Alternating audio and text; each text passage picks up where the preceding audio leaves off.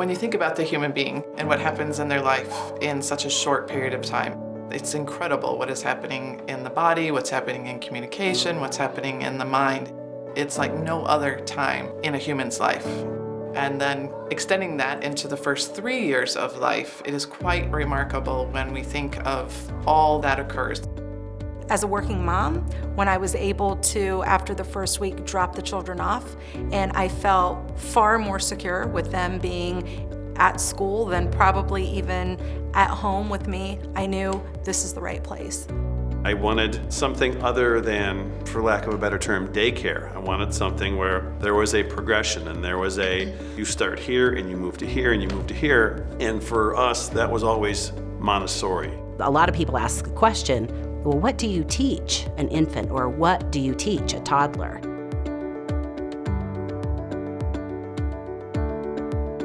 It's really a profound stage of development. That's the foundation of character. That's the foundation of what kind of person am I going to be? Am I going to know myself very well? Am I going to seek to know others?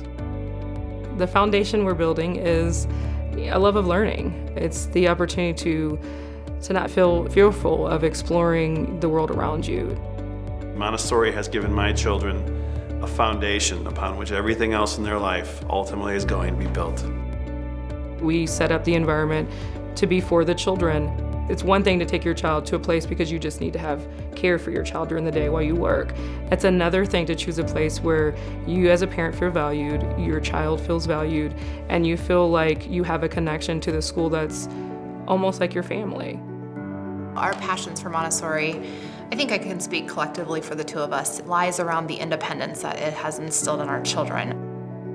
In Montessori, there are some things we do differently.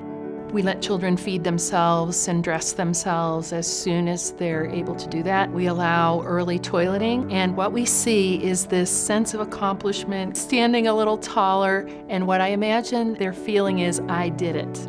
I did it.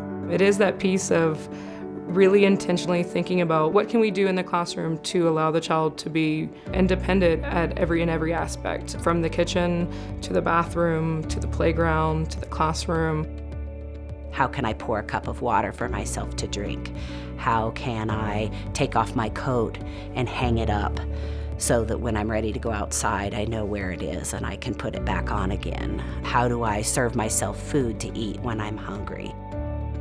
From the very first day they arrive, there's a warm adult presence there who will pull themselves away, staying nearby so they can respond if the child has a question or a need, but not giving the sense that the child needs an adult to be able to move forward in this process. The really big deal is not having a crib. The question always is, why floor beds and not a crib? When you think about an infant who wakes up and they have the desire to move, and if they're able to crawl and get out of their bed, I can go over to a shelf. I want to explore. I can do that. I don't have to wait for an adult to come and take me out of my crib. What we give this infant is space for movement. We have structures that support this need for movement. It could be the climber, it could be a rod by a mirror.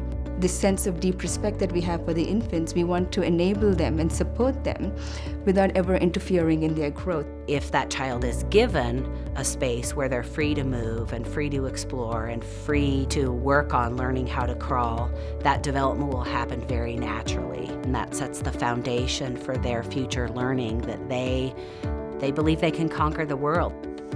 Good, turnips in the basket. They start to explore the physical environment around them. It needs to be safe, but it also needs to be interesting. They're learning through all their senses, so everything they touch, everything they encounter in the environment is making an impression on them. It's that idea of wanting a child to be intrinsically motivated, to have a love of learning. And we do that being able to prepare the appropriate environment with the appropriate furniture, the appropriate materials on the shelf. Objects that have different textures, that we have objects that are for auditory stimulation, visual stimulation. We really look at each child and what they're doing and try to figure out something that will really grab their attention and they can engage in. Our tool in Montessori is observation. We are trained people who care and also understand about child development and how to nurture what's growing in their child. When parents see that in action, when they go into the classroom and they see that it's not about this one set institutionalized setting, that they feel more inclined to say, this is where I want my child to be.